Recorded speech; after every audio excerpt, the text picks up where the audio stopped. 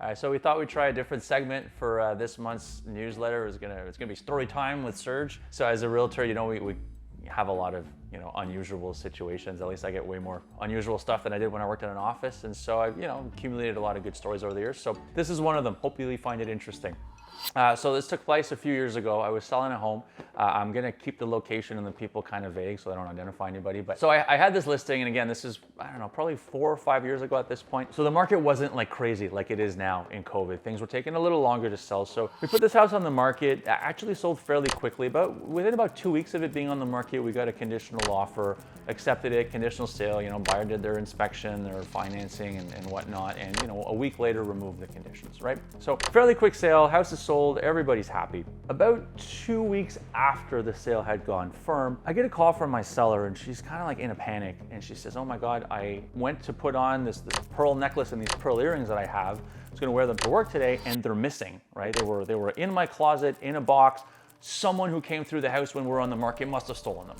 So I said, oh, okay, that's not good. But I don't want to dismiss her, but I'm thinking it's a big house. You've got 3 young kids. Like, are you sure that they were in the box? Is it possible that you just misplaced them somewhere, right? So I kind of tactfully asked her, like, are you sure? And she said, I'm sure they were in that box. They're not there anymore. I said, okay, well, right. So I asked her, like, do me a favor when you get home tonight, because we'd had like 12 to 15 showings on the property. So I said, before I call these 12 to 15 agents and sort of like ask them if they stole something from the house, right? Like to make them feel kind of like I'm accusing them.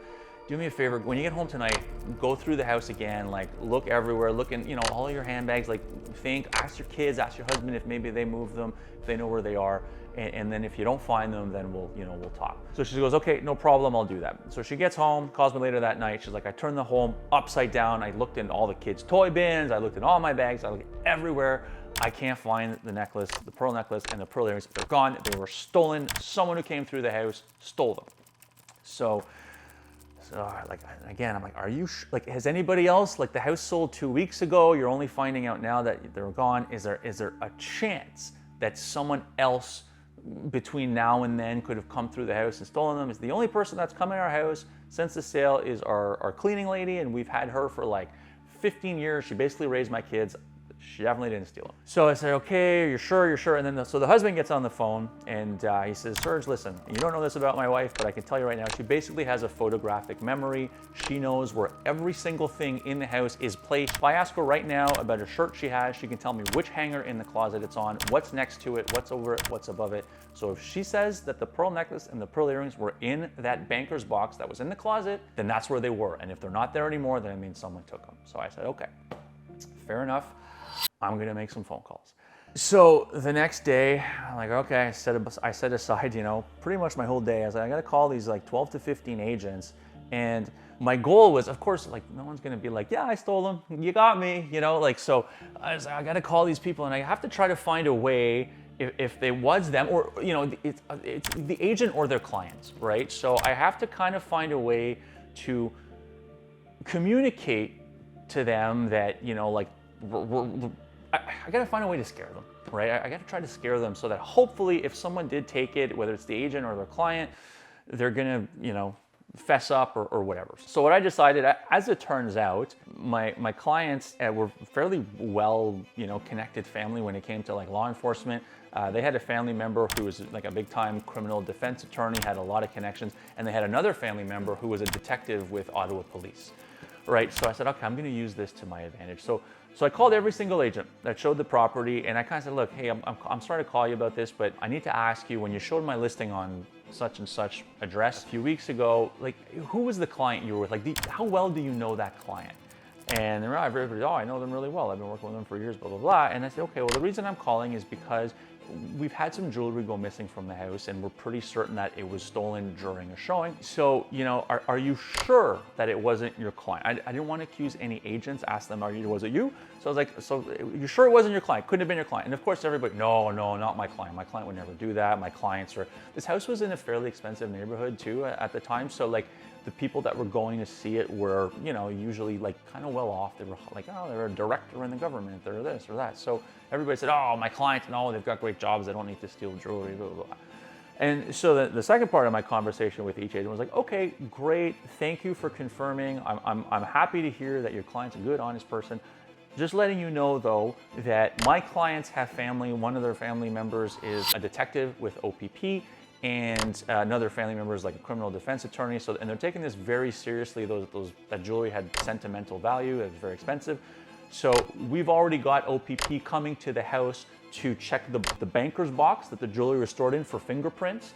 And then they're going to be reaching out to you, and I'm going to be providing OPP with the name of every single agent that showed the house along with their contact information. They're going to want to speak to you, and they're going to want to speak to your clients as well. And they're going to want to take your fingerprints just to match them against any fingerprints we find on the box. So I'm just calling you as it's a professional courtesy. I just don't want you to be surprised by this. If you could please call your clients and let them know.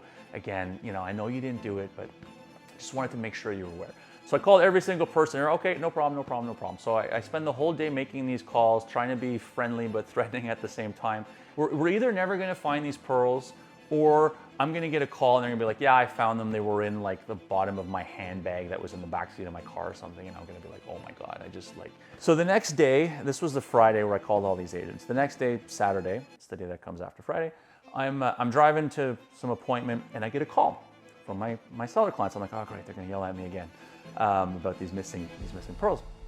So it's the husband, and he goes, hey. I said, hey. He says, what did you tell the people you called yesterday? I said, oh, I just kind of asked them how well they knew their clients. I tried to scare them. Like I told them that, I told them about your person in your family who's a detective with OPP. I told them we're going to be fingerprinting the boxes and that they're going to get a call and blah, blah, blah, blah. So I kind of run him through my script. And he goes, well, he says, fucking worked, man. And I say, what do you mean? He says, I went to get the newspaper at my door this morning, and the pearl necklace and the pearl earrings had been left between my screen door and my front door. So whoever stole it, I don't know if it was an agent or a client, but word got back to them, and apparently they were scared enough to return the jewelry. So I mean, it's shitty that someone did that someone stole, from a house. Someone went into a closet, into a box that was in a closet, and stole jewelry. But I mean, at least, all's well that ends well. We did end up actually having the banker's box fingerprinted regardless. We didn't follow up with everybody to have them match their fingerprints, but we did want to check to see on the jewelry itself and on the box if we could find a fingerprint that was maybe in the system. No matches, so the clients ended up dropping it. And my big takeaway from it is now I tell my clients in no uncertain terms to remove any valuables from the house before listings. I used to tell them, hide them, put them away, store them safely. No one should be going through your personal things. They'll look in your closets, look in your drawers, but they're not going to look into your personal stuff. Now what I tell people is literally, if you have expensive jewelry, if you have passports, medication, whatever stuff you wouldn't want anybody looking at, getting their hands on, take them out of the house, leave them somewhere else, leave them with a loved one or somewhere else when we list, because hey, you never know, there's some shady people out there. But again, all's well that ends well, and that's my real estate story for this month. If you like this segment, we'll try to do more in future months.